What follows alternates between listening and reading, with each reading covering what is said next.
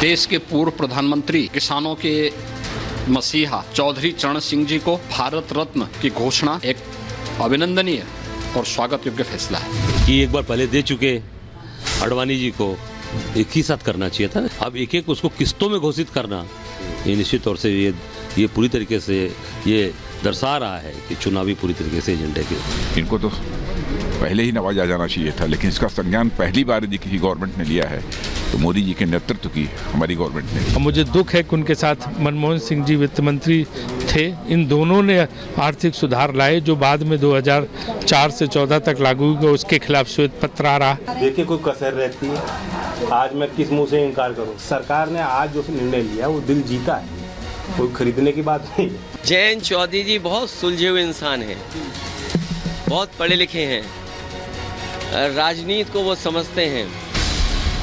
कहते हैं तुम जमाने की राह से आए वरना सीधा था रास्ता दिल का, और ये रास्ता अपनाया है आरएलडी के अध्यक्ष जयंत चौधरी ने। जयंत के जयघोष से इंडिया अलायंस लोकसभा चुनाव से पहले एक बार फिर टूट गया। मतलब विपक्ष बिखरता जा रहा है और कांग्रेस नेगेटिव नैरेटिव की बांसुरी बजा रही है, जिसका नतीजा है इंडिया अलायंस शून्य की ओर अग्रसर है।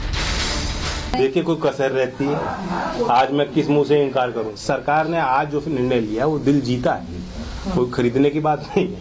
तो मैं फिर कोटि कोटि धन्यवाद देता हूं, आभार व्यक्त करता हूं। जो आज मुख्यधारा में लोग नहीं हैं उनकी हिम्मत बढ़ाने का फैसला आज भारत सरकार ने लिया है। जयंत चौधरी जी बहुत सुलझे हुए इंसान हैं, बहुत पढ़े लिखे हैं, राजनीति को वो समझते हैं। मुझे उम्मीद है कि किसानों की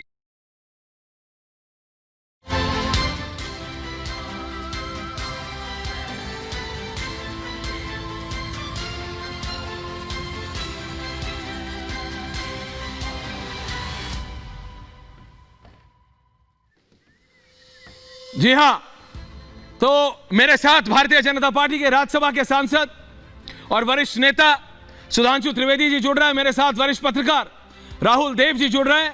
मेरे साथ विजय त्रिवेदी जी वरिष्ठ पत्रकार मेरे साथ स्टूडियो में है। पंकज शर्मा जी मेरे साथ हैं, रत्नाकर त्रिपाठी मेरे साथ है, धर्मवीर चौधरी मेरे साथ है और मेरे प्रिय मित्र अनुराग भदौरिया मेरे साथ है, समाजवादी पार्टी के राष्ट्रीय प्रवक्ता।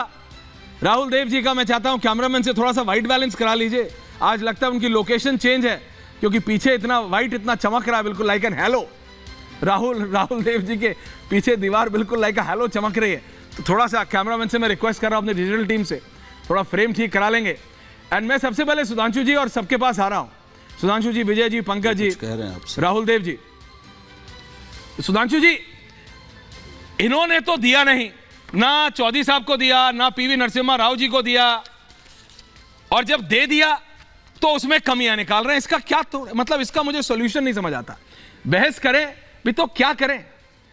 अगर या तो बोलो कि नहीं पीवी नरसिम्हा राव ने ये गलत किया, ये गलत किया, ये गलत नहीं, उन्होंने सब कुछ अच्छा किया, लेकिन हम देंगे भी नहीं और आपको देने भी नहीं देंगे।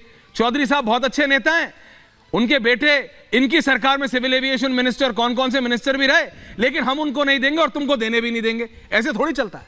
सुधांशु त्रिवेदी।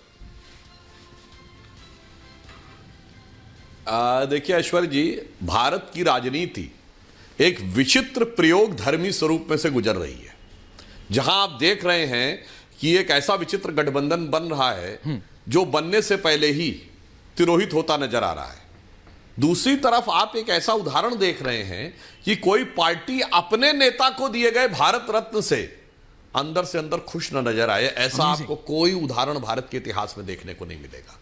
अब यह बताइए, मोदी जी ने जो उदारता दिखाई है, ऐसा भी उदाहरण आपको भारत के इतिहास में देखने को नहीं मिलेगा। मदन मोहन मालवीय जी को भारत रत्न मिला, वो तो कांग्रेस के अध्यक्ष रहे ना 1920 के दशक में। प्रणब मुखर्जी जी को भारत रत्न मिला, वो तो कांग्रेस के नेता रहे हैं ना। और तरुण गोगोई जी को पद्म पुरस्कार मिला है। एससी जमीर जो नागालैंड के मुख्यमंत्री रहे, कांग्रेस के थे ना, उनको पद्म पुरस्कार मिला है जी। कर्पूरी ठाकुर तो चलिए आप कह सकते हैं कांग्रेस के नहीं थे, हमारे भी समर्थन में रहे। चौधरी चरण सिंह जी को पहली बार मुख्यमंत्री जनसंघ ने बनाया था। अब बताइए, एमएस स्वामीनाथन का जो योगदान है, इसमें तो कोई राजनीति का विषय नहीं है मेरे विचार से, सभी प्रबुद्ध लोग मानेंगे। और पीवी नरसिम्हा राव के संदर्भ में ऐश्वर्य जी, मैं अपना व्यक्तिगत अनुभव बताना चाहता हूं।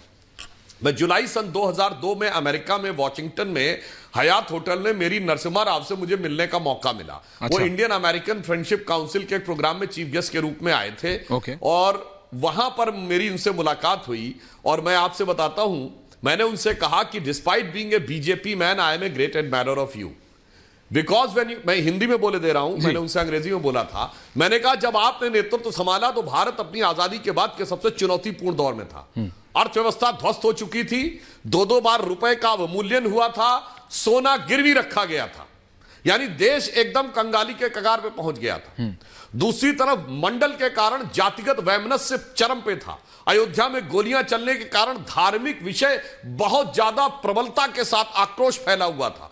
पंजाब में आतंकवाद खत्म नहीं हुआ था, कश्मीर में शुरू हो गया था, पूर्वोत्तर में आतंकवाद शुरू हो गया था। एलटीटी के आतंकवाद ने उसी समय राजीव गांधी जी की जान ली थी, यानी उत्तर दक्षिण पूरब पश्चिम सब तरफ आतंकवाद का दौर था और भारत पहली बार एक अल्पमत की सरकार देख रहा था। मैंने कहा इसके बीच में से आपने जिस कुशलता से निकाला है वो प्रेजवर्दी है। और उस समय अटल जी प्राइम मिनिस्टर थे, 2002 की बात। तो मैंने कहा सुना है अटल जी भी आपसे कभी सलाह लेते, और मैंने उनसे भी कहा आपने तो क्या कहा उन्होंने? 1995 में जेनेवा में अटल जी को भेजा नेतृत्व करने के लिए, और अटल जी ने सारा श्रेय नरसिम्हा राव सरकार को दिया। घर में आके लड़ाई लड़ी कश्मीर के मुद्दे पे, जेनेवा में खड़े होकर नरसिम्हा राव सरकार का समर्थन किया। तो मैंने कहा सुना है अटल जी भी आपसे सलाह लेते हैं, तो जानते क्या बोले नरसिम्हा राव?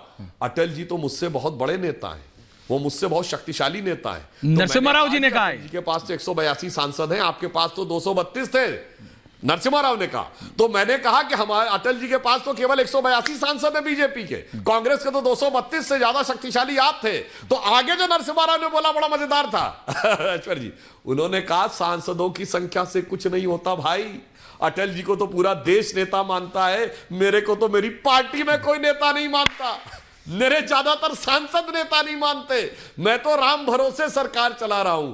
जनाब आप सोचिए कि उस विचित्र परिस्थितियों में उस व्यक्ति ने भारत को जहां से जान निकाला है, यह बात निश्चित रूप से प्रेजवर्दी है। और मैं ये कहना चाहूंगा भारत आज आर्थिक विकास के जिस मुकाम पे खड़ा हुआ है उसकी नींव नरसिम्हा राव के समय में रखी। और मैं ये भी कहता हूं डॉक्टर मनमोहन सिंह का भी योगदान था वित्त मंत्री के रूप में, और प्रधानमंत्री जी ने परसों राज्यसभा में मनमोहन सिंह जी की भी तारीफ की। पर मैं एक बात कहना चाहूंगा, नरसिम्हा राव ने वित्त मंत्री के रूप में जो स्वतंत्रता दी डॉक्टर मनमोहन सिंह को काम करने की, दुर्भाग्य की बात है कि प्रधानमंत्री रहते हुए डॉक्टर मनमोहन सिंह को वो स्वतंत्रता नहीं मिली काम करने की। इसलिए मैं कहना चाहता हूं कि नरसिम्हा राव का योगदान भारत के सबसे क्रूशल अवस्था में से निकालने के लिए भारत के इतिहास में निश्चित रूप से याद किया जाना चाहिए। और मगर अफसोस की बात है, यह भी याद किया जाना चाहिए कि वो कांग्रेस के एकमात्र अध्यक्ष थे।